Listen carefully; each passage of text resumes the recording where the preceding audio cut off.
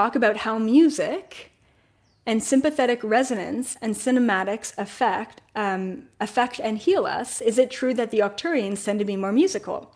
I don't really know the Arcturians too much. I do know that they have music on board the spaceships, which is really interesting. And most of the music that they have on board the spaceships is electronic music. Of course, no surprise there.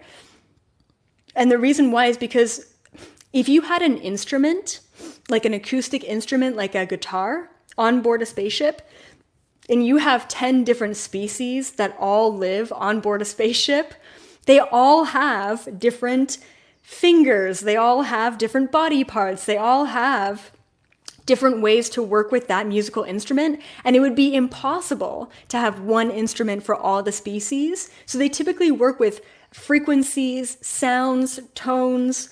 It's really cool. And that's why, like me as a starseed in particular, I'm extremely drawn to EDM, electronic dance music. And it was years ago that I found out that aliens work with electronic dance music. And I'm like, oh my God, that makes so much sense.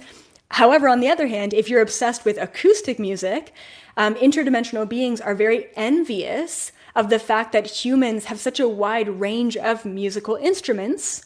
And we're very creative with those musical instruments. So if you're obsessed with music in a very authentic acoustic way, you could most likely are quite alien as well, and you wanted to come down here to experience the musical expression that we have as human beings. They're very envious of that, believe it or not.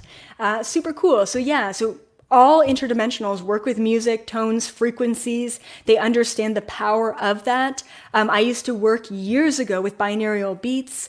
They have tons of free apps out there with binaural beats. Really cool, just tonal frequencies in your ears. It's really amazing. Frequencies are everything. We are frequency beings.